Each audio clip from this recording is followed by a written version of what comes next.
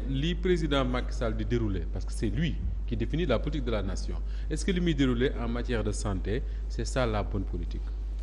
Merci Moustapha mais bala may répondre ci question boobu da nga may rek ma ñëw ci Lamine lu mu wax te mu doon ay contradiction benn ñi ngi wax léegi ci accoutrement mu gis boppam te bi muy ñëw dafa kilifa koo xam ni Sénégal ñu bari seen kilifa la moom la jël kàddu wax ko. kooku sa wax la. kooku sa wax la non kooku sa wax la dama ne sa débat la du ma bàyyi ngeen ci prospérer. s'il vous plaît sëriñ bi su ma mbokk la sama kilifa la doo ma ko nangu. dama ne xam naa lu ñuy bëgg. évitons de revenir voilà loolu du ma ci wax ah. non Aliou Badara man maa la ko ñaan. évitons de revenir non loolu voilà. non non mais du ma ci ñëw. les personnes de mauvaise intention ñooy manipuler nit ñi te ñu ngi fépp. d'accord allez-y. léegi man question bi nga ñëw. ce débat là ça va se reposer. bi nga ñëw ci ndax. président la politique de la nation mën na tey fi mu toll. jox ñu santé bu baax. man dama jàpp ni boo jëlee depuis ajustement structurel. santé Sénégal daanaka dañ ko privatiser. c'est-à-dire que soo demee tey ci suñu hôpitaux yi li ëpp mooy. nit ñi ñoo fay bàyyi xaalis mais service bi ñu leen war a jox daanaka du fa am. parce que nag Babacar Aliou Badara dogguma la souvent dañuy wax hôpitaux public mais ku fa def da ngay fay moom laa lay wax ni dama ne la même da ngay gis nit koo xam ne day dem ba tey ñu ne la nit ki tey génn na àdduna mais dañ ngay gis ni ñi ngi gën a bala ñuy wax ni ñuy def néew bi ñi ngi xool lan lay fay ak yenn ordonnance yoo xam ne. mën néew yoo xam ne boo fayal du génn. du génn. donc problème bi du xemes mu ñu fal. encore une fois ñun jàpp nañu ni. Xemes mën na am toutes les qualités du monde mais su fekkee chaîne de responsabilité rek la ñuy wax. moom Abdoulaye Diouf Sarr waru ko fee bàyyi. lu tax parce que déjà moom poste bu muy occupé. politique sanitaire te li ñuy wax lépp ci politique sanitaire la donc ça veut dire que ni moom sa responsabilité sur cette affaire là elle est engagée et déjà bu ñëwee ñu ñëwaat ñu tegaat ko foofu. jàpp nañu ni dañoo dindi rek Abdoulaye Diouf Sarr parce que il y avait une pression populaire. mais je crois il y a une direction des établissements publics de santé non. Lamine oui. Qui n'est pas géré par Xemes. Oui, qui n'est pas géré par Xemes mais Xemes moo géré la politique sanitaire. Donc li ñuy wax aussi daf ci am lu bari loo xam ne politique sanitaire la. Donc sa responsabilité est engagée. beneen bi mooy ñun jàpp nañu qualité yi ñu mën a indi même bu dul Xemes keneen ku ñu mën a indi aussi le problème c'est un problème systémique. gis nga Mame Birame mi ngi koy wax sànq di tudd Cuba. di wax volonté pour man du volonté de pour man courage la balaa di daal. parce que le président Macky Sall dafa manqué de courage dès lors que dañ koy sax imposer ay politique sanitaire yoo xam ni peut-être du ñun dëppoowul ak li nga xam ne mooy suñu réalité déjà les accords de Abuja li mu wax rek par rapport au budget ñun suñu budget à la santé tey yeggagul ci niveau boobu 15% yooyu donc loolu déjà wane na ni tey le président Macky Sall li nga xam ne nii dañ ko koy wax ci budget bi mu koy utiliser Banque mondiale FMI fi ñu koy wax du priorité éducation du santé dañ koy wax ci ay lepp yoo xam ni amalul askan bi njariñ par exemple bu ñu waxee tey monsieur Lamine mi ngi naan. am na loo xam ni mi ngi xew ci kii dañ koy mais pourtant TER bi ñuy wax TER bi. dañ ñu li ñu leen di indil mooy train wu dernière génération. maanaam day am lépp. mais pourquoi ñun dans nos hôpitaux mënuñu ñu defal des hôpitaux de dernière génération. non même bu dee de dernière mais bu doon de dernière génération. tey duñ fi wax di wax ay coupe-circuit ak ay yeneen ak yeneen. c'est-à-dire que day nekk loo xam ni da nga may déglu rek. mooy les cas derniers Sédhiou Kédougou Kaffrine Touba. non nee na c'est des hôpitaux de dernière génération. il suffit pas ñu ni Sédhiou kii c'est-à-dire dafa am remise en niveau dafa am. ci loolu si da nga may déglu rek pourtant man dama laa déglu de j'ai souffert dama souffert te loolu nga doon tere léegi. non je suis désolé mais damay repriser. non da nga may déglu rek parce que man li may wax xam naa ko te gëm naa ko. déjà ñun mënuñu gëm su fekkee TER la wala si leneen ñu ñuy wax ni dernière génération la ñu indil. wala avion wala avion mais bu fekkee ñun suñu hôpitaux yi tey dañuy gëmloo que.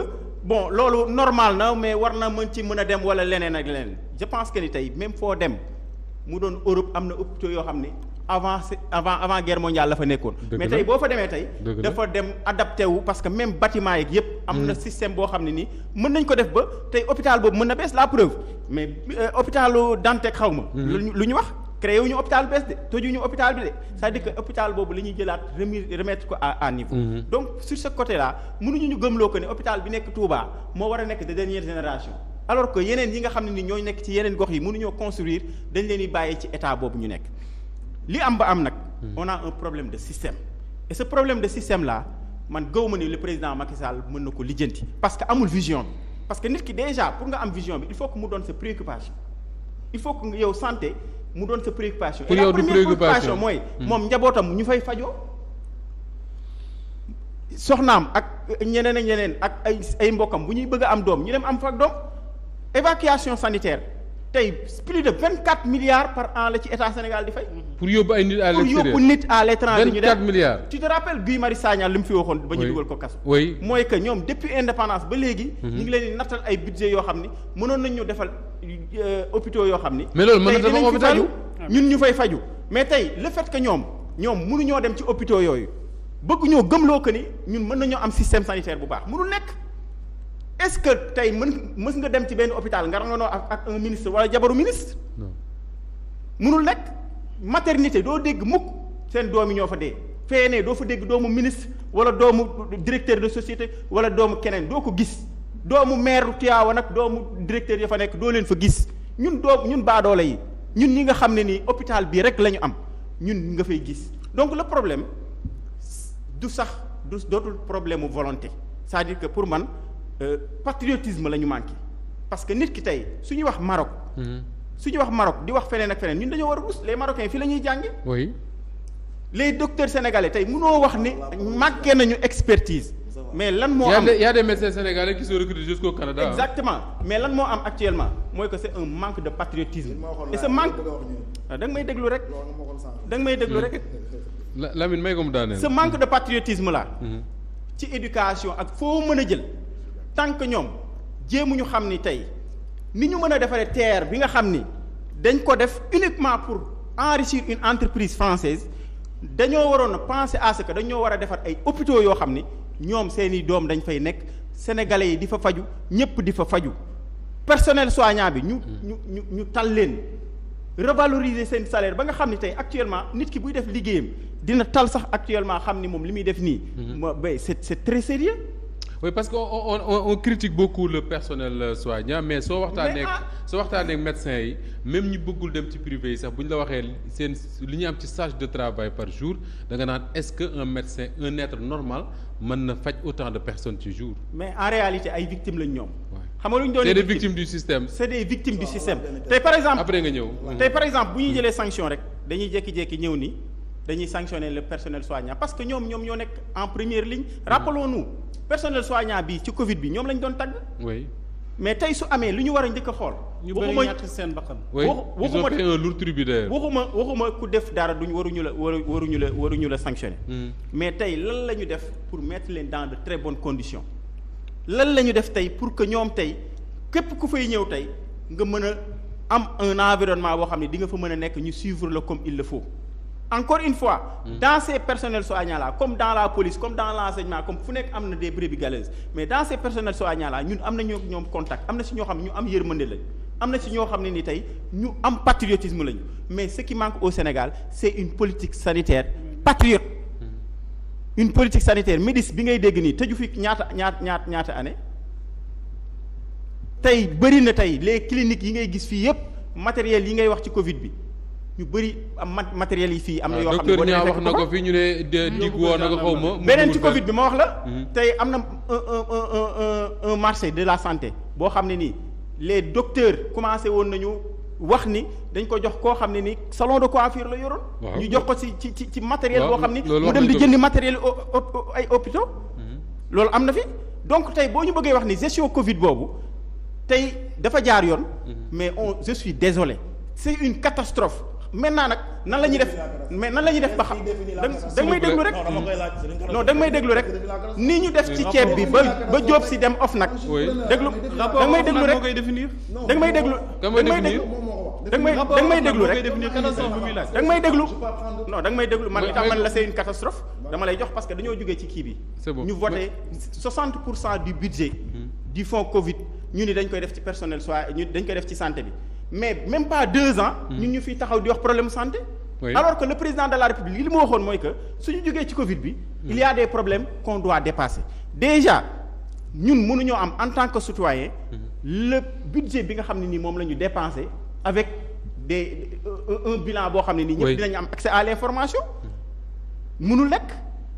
waaye nee noonu ku ko fi laaj ñu ko donc tey boo ñëwee fii tey di ñu vanter encore une fois di ñu vanter naan ñu Abdoulaye Diouf Sarr c'est un bon ministre Sénégal moo gën a gérer Covid bi nu baax gis nga xam nga distinction ban moo gën mooy ñun bi ñu leen jox ñun le peuple. mais bu déglu ma rek non ñu da nga may déglu da nga may déglu monsieur Niang da nga may déglu man sànq ba ngay wax dama laa déglu. non wala ma poser question kii poser question mi ngi nii da nga may déglu non da nga may déglu man sànq ba léegi dama laa déglu pouvoir boobu non da nga may kii moo am pouvoir boobu da nga may déglu rek. alors Aliou Badara nga daaneel ñu avancer s'il vous plaît. dama ni ñoom distinction bi nga xam ne nii moom moo ëpp.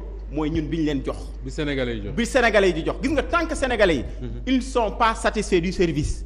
nga bëgg a wax ni ñoom ñoo gérer lii jox nañ leen prix bi loolu amul sens encore une fois ñun tant que amuñu satisfaction même bu ñu demoon ñu jox leen tey prix bi gën a rëy donc ils ont échoué et le président Macky Sall c'est lui qui a échoué. la preuve malgré les prix et tout quand il y a eu la catastrophe les Sénégalais li ñu wax mooy ne ministre bi abalé. mais exactement. Donc ça veut dire que si on est dans cette situation-là, avec tout ce qu'on a mis comme argent, avec tout ce que les Sénégalais yi nga wax ni dañoo cotiser, mais c'est une déception.